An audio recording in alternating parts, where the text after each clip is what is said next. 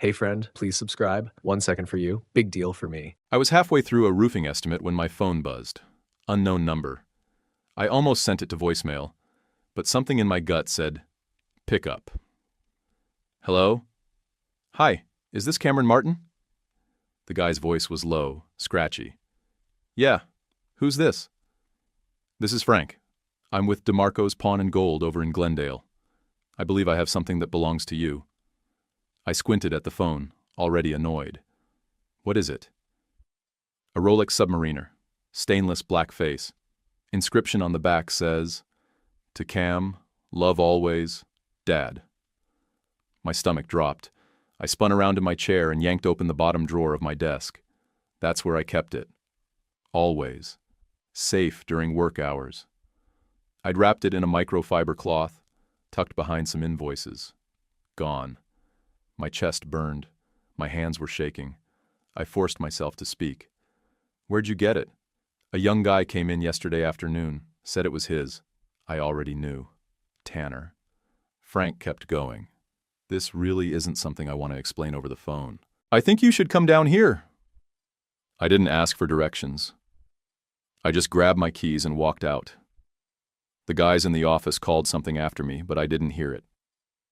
That watch was the only damn thing my dad left me when he died 3 years ago. No real estate, no life insurance, just the watch he wore every day of his life. I remember the last time he had it on. He was down to 140 pounds, face sunken, skin gray from chemo. But his eyes were sharp, clear.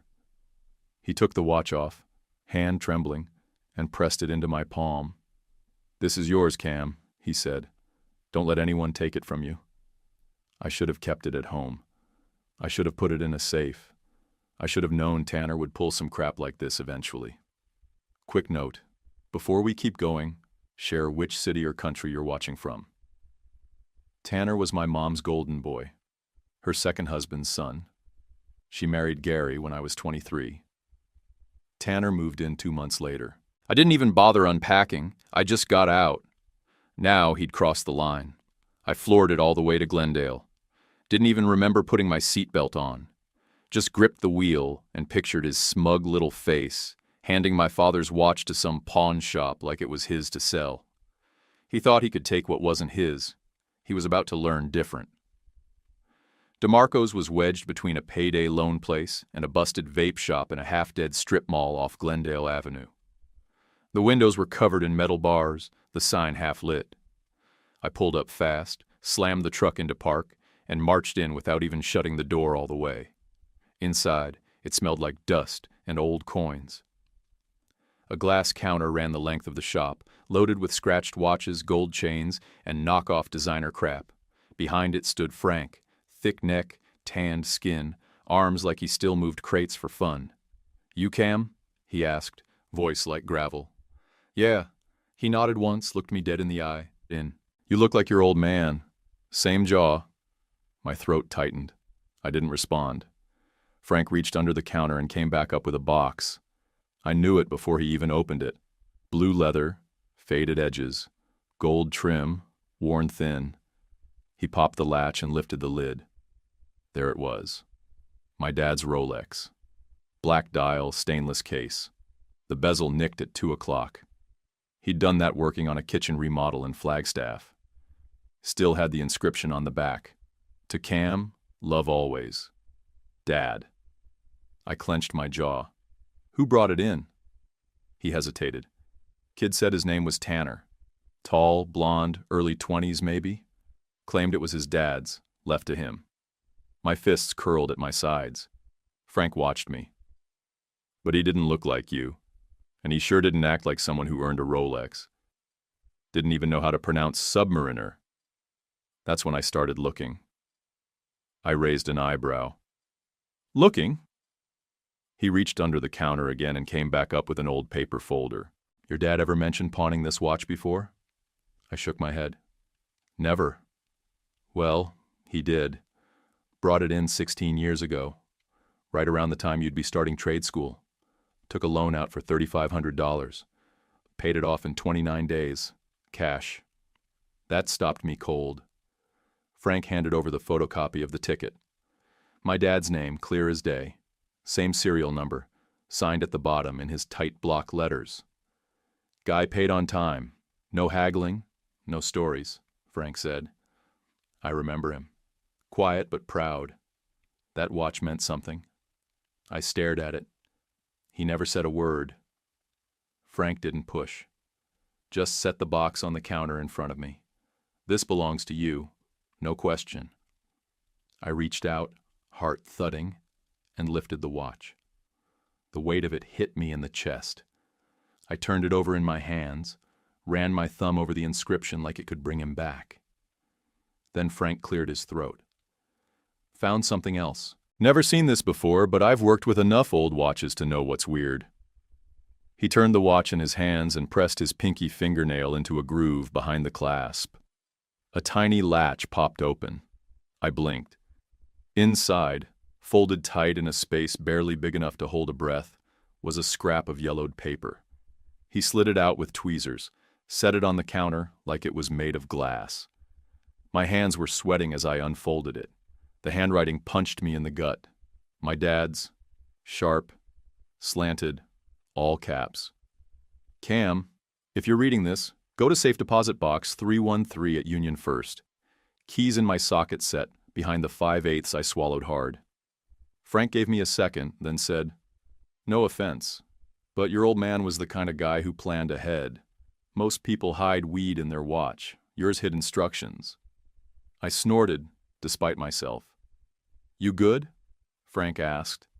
Yeah, I said, pocketing the note and slipping the watch onto my wrist. Yeah, I'm good. He nodded. Kick that punk's ass for me.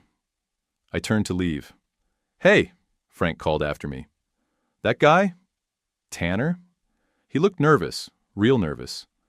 I don't think he thought he'd get caught. I pushed open the door. The heat hit me in the face. Oh, he's caught, I said. He just doesn't know it yet. I didn't go back to work. I drove straight to my mom's place in Sun City, fingers tapping the steering wheel the whole damn way. The Rolex was back on my wrist, right where it belonged. Her garage was open when I pulled in. I could see Gary's ridiculous golf cart half blocking the walkway.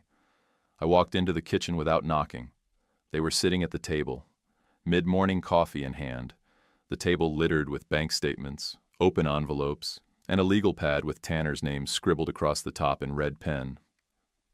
Perfect.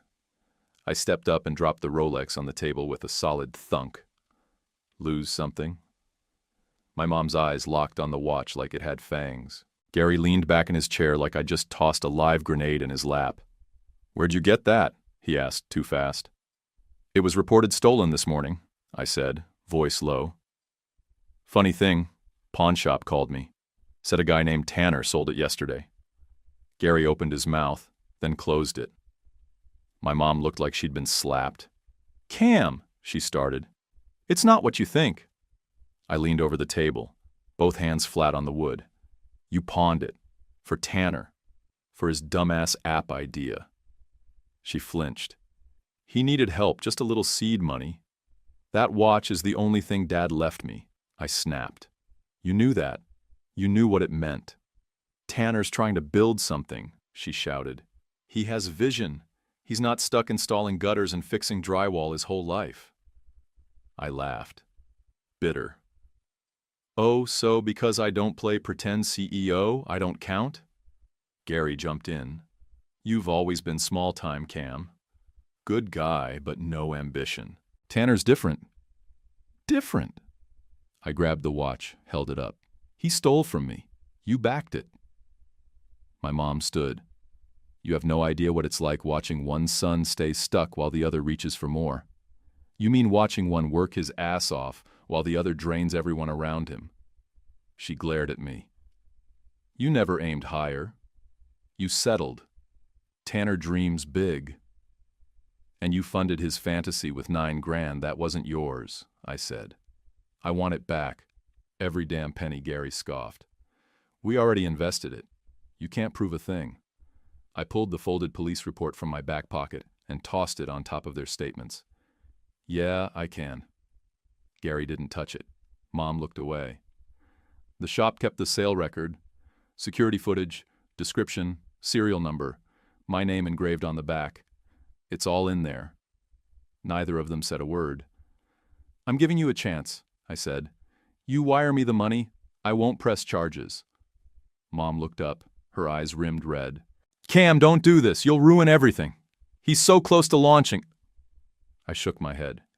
He already launched, right into felony theft. Gary pushed his chair back, arms crossed. Go ahead, call the cops. You think they'll care about a family squabble over a used watch? I stared him down. I already filed the report. The silence stretched. I slipped the Rolex back onto my wrist, turned, and walked toward the front door. Cam, my mom called, voice cracking. You'd really throw away your family over this? I paused in the doorway, hand on the knob. Number you did that for me. And I walked out. Didn't slam the door. Didn't yell. I didn't need to. They knew exactly what they did. I didn't go home. I drove straight to my dad's old place. The house was a rental now, but the shed in the backyard was still locked up tight. I still had the key. The grass was dead and patchy, just like it was when he lived there. Same broken stepping stones. Same crooked fence post I kept saying I'd fix. I unlocked the shed and stepped inside. The smell hit me first. Motor oil, sawdust, rust. And under a blue tarp in the corner, right where it had always been, was Dad's rolling toolbox. Red Craftsman, 3 drawers, heavy as hell. I flipped back the tarp and popped the top. His tools were right where he left them. Ratchet set on the left, sockets lined up tight. I ran my finger down the row until I hit the 5/8. Pulled it. There it was, taped up behind it, just like he wrote. A small brass key wrapped in wax paper, edges curled with age. Same key he used to clip to his belt loop. I used to mess with it all the time when I was a kid. Never once knew what it unlocked. I took it and closed the box. Didn't waste time. Drove straight downtown to Union First, an old brick building with green shutters, tucked behind a strip of law offices and a breakfast joint. Inside, the lobby looked like it hadn't changed since the 80s. Wood paneling, fake plants, old magazines stacked crooked on the table. A woman in her 60s sat behind the counter, silver hair pulled into a tight bun. She looked up as I approached. Can I help you? I'm looking to access safe deposit box 313. It was under my dad's name, Russ Martin. I have the key. I held it up. She squinted, then stood. Russ Martin? She asked, voice softening. Yeah. I remember him. Always came in early. Polite. Wore those work boots like they were dress shoes. I smiled. That's him. She nodded. One moment. 10 minutes later, I was standing in a private room with her and a narrow metal box on the table. She stepped out to give me privacy. My hands shook as I slid the key in, turned it. Inside was a manila envelope, a dusty black ledger, and a small sealed envelope with CAM written in thick Sharpie. I picked up the letter first. The paper was stiff, the kind that had been sitting too long in dry air. I broke the seal and unfolded it. His handwriting hit me like a freight train. Cam, if you're reading this, I guess I'm gone. But if this found its way to you, then you did what I hoped you would. Kept the watch safe and stayed true to yourself. The envelope holds bearer bonds, over 100,000 in value. No names, no banks, no taxes. You can cash them when you're ready. No one knows they exist but me, and now you. The ledger holds invoices, jobs I finished but never got paid for. Some of those bastards ran off while I was in chemo. I didn't have the energy to chase them. This isn't just about money. It's about time. Time to leave if you need to. Time to build your own thing. Time to breathe without someone always taking a piece of you. You don't owe anyone your future, son. Not me. Not your mom. Not the family. Just do one thing. Make it yours. Dad. I sat there a long minute, holding the page like it was made of gold. Then I reached for the envelope. Inside were the bonds, crisp and clean, the kind you don't just stumble across unless someone really knew what they were doing. My throat tightened again. I flipped open the ledger, every page filled in neat block letters, job names, dates, materials, final totals, some crossed out with PAID, some marked owed, and one name I hadn't seen in years, right at the top of the unpaid list. Reynolds and Bloom Construction, flooring job, $18,500. My jaw clenched. Dad hadn't just left me some money, he left me a paper trail, and I was about to follow it. I took the ledger home that night and laid it out on my kitchen table. I had to clear off a stack of receipts and an unopened box of drill bits just to make space. Every page was tight with notes. Materials, measurements, job site addresses, names. Some I recognized from when I'd helped him over summers. Some were total blanks. He wrote everything down like it mattered, because it did. I flipped page after page until one name slammed the brakes on everything: Reynolds and Bloom Construction. It was scrawled at the top of a full job breakdown, flooring install for a commercial remodel in Mesa, just 6 months before he was diagnosed. $18,500 due. Highlighted twice. Circled. Underlined. Then, written in all caps at the bottom, no pay, no callback. I grabbed my phone and searched the company. They were still running. Same logo, same name, same two partners listed on the website, Reynolds and Bloom. I clicked through their gallery of finished jobs and high-end remodels. Their latest post said they'd expanded into Scottsdale luxury properties. Figures. I took photos of every page connected to their job, the estimate, the final invoice, material receipts, even the scratch sheet where Dad calculated labor costs. His handwriting made my chest ache. The next morning, I got up early and drove across town to meet with a lawyer my buddy Mitch had recommended a while back. Carla Martin. Her office was nothing fancy, second floor above a car insurance place. But the second I walked in, I knew she didn't waste time. She came out wearing jeans and a navy blazer, hair up, no-nonsense eyes that sized me up before I even said hello. "You're the guy with the contractor ledger?" she asked. I nodded and held up the folder. We sat down at a side table in her office, no desk between us. She motioned for the book, and I handed it over. She flipped through page 1, then 2, then 5. Her mouth pulled into a crooked smile. "Tell me you have photos of this." "I do." "You scan it yet?" "Not yet." She nodded. "Do it. Today. Keep the originals safe. This is gold." She turned back a page and pointed. "Look at this. Full invoice, signatures, job details, material breakdown. You'd be amazed how many guys just hand me a text and a receipt and expect to sue. This is airtight." She landed on the Reynolds and Bloom section. Her eyes narrowed. 1850 unpaid. Dated, signed, no cancellations, no dispute letters. They thought the debt died with your dad. I leaned in. But it didn't. She looked up. Nope, not even close. So what's next? We get the bonds liquid first. I've got a contact who can handle that quiet and fast. No probate, no waiting around. And the invoices? Give me 60 days. I raised a brow. That's all? They won't see me coming. Most of these companies bank on guys like your dad not fighting back. But you're the heir. Legal next of kin. If the estate wasn't formally closed, we've got standing. And if the work's documented, we've got leverage. She closed the book and slid it back to me. They're still active, right? Just checked. Doing big jobs now, flashy remodels. She grinned. Even better. That means they've got assets. And they won't want a lien showing up in a client search. I let out a slow breath. He really kept everything. Your dad was smart, she said. Most guys in his position didn't think they could afford to be. She stood and walked to a filing cabinet, pulled a folder out and handed it to me. Sign the top page. I'll file the demand letters by Friday. I signed without a second thought. As I headed out, she called after me. Cam? Yeah? You ever think about going after the others in that book? I shrugged. One at a time.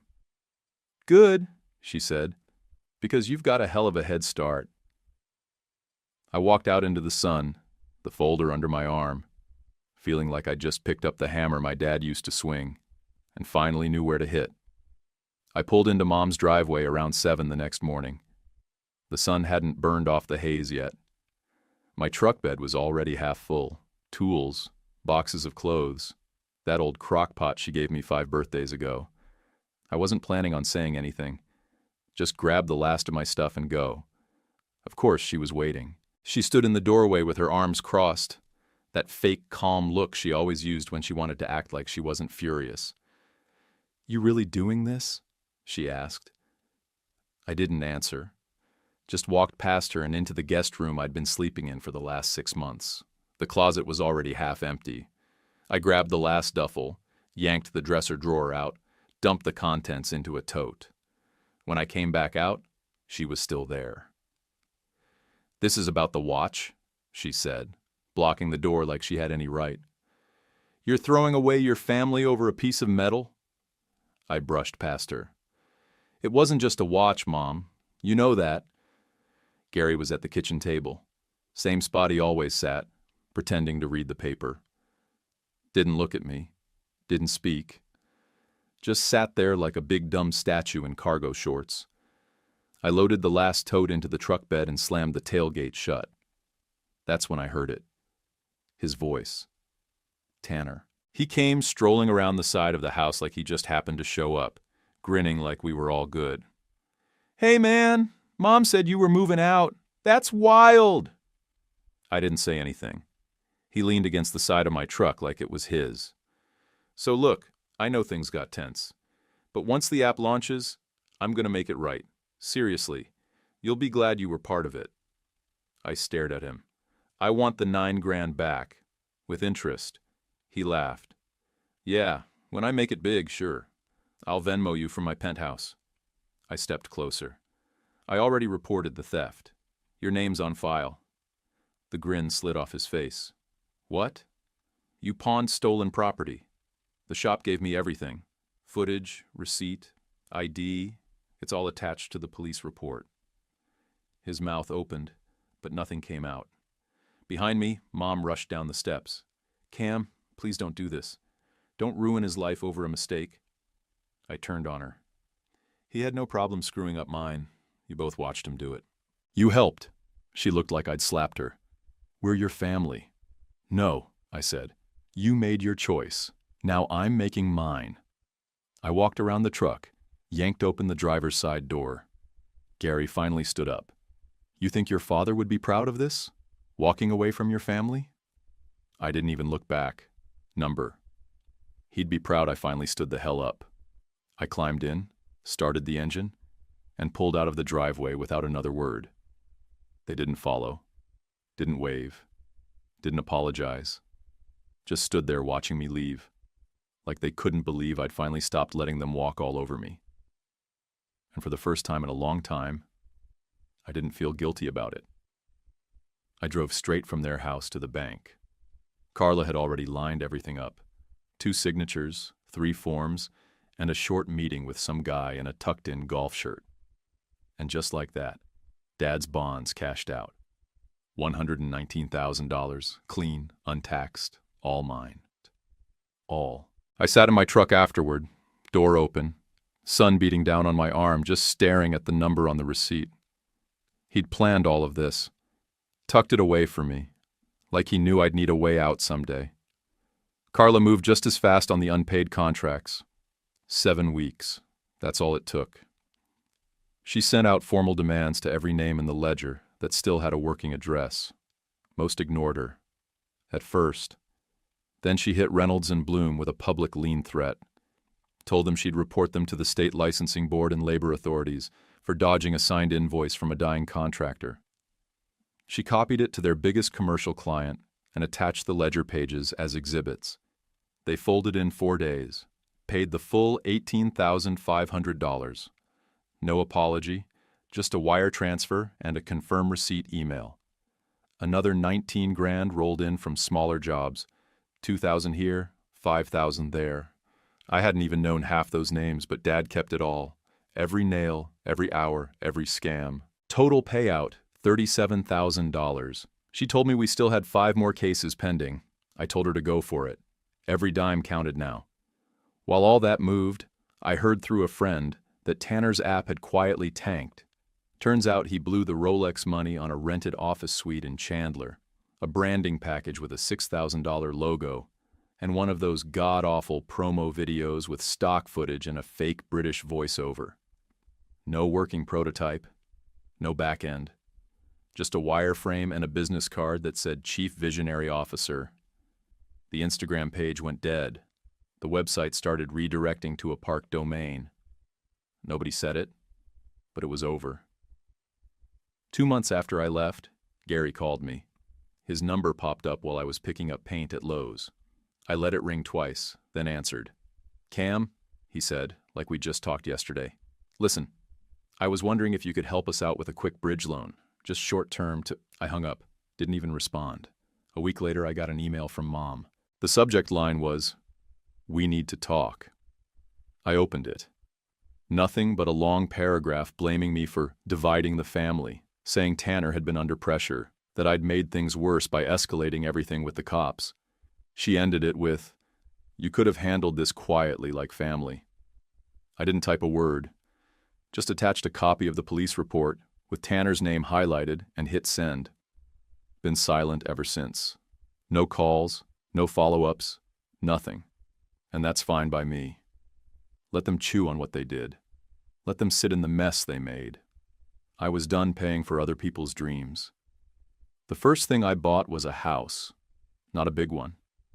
Single-story ranch, 2 bedrooms, decent bones, big garage, just 4 blocks from where Dad used to live. The guy who sold it to me said it needed vision. I said it just needed someone who knew how to use a level. I moved in on a Tuesday, brought Dad's rolling toolbox with me, parked it in the garage like it had always belonged there. Still had his socket set laid out, everyone in the right slot. The 5/8 still had the faint outline of tape on it. I left it there. Didn't even wipe it clean. The Rolex stayed on my nightstand. Most nights I didn't wear it. Just kept it close. Sometimes I'd open that hidden panel again, unfold the note, reread the words just to be sure I didn't make it all up. "You don't owe anyone your future." He meant it. I didn't go crazy with the money. No new car, no vacations. I fixed the roof, replaced the wiring, updated the kitchen, all stuff I did myself. I even donated a chunk to the local trade school where I'd learned the ropes. Told them it was from a guy who believed in second chances. Then I printed up some flyers, grabbed a burner phone, and started taking handyman jobs around the neighborhood. Toilets, drywall, ceiling fans, door repairs, small stuff. The kind of work Dad used to do between big gigs. Honest labor, fair prices. People started calling, then texting, then referring me to friends. Steady work, nothing flashy, but mine. Every once in a while, someone would spot the Rolex under my sleeve when I was reaching up to fix something and say, "Nice watch." I'd just smile. Old family thing. I didn't owe anyone explanations anymore. Dad didn't just leave me a watch. He left me time. Time to get out. Time to reset. Time to figure out what mattered and what didn't. And now, I know exactly what to do with it. I won't waste it on people who think they're owed my life. The house is quiet most days, but it doesn't feel empty. Some mornings I'll be in the garage, tightening bolts or sanding a door, and I'll swear I can hear his boots scuffing across the concrete behind me. Like he's checking the work. I wear the watch most days now, not for style, not to flex, but because I finally understand what it meant when he gave it to me. I've got time, and it's mine again. YouTube picked this for you. Tap it. Let's see if they guessed right.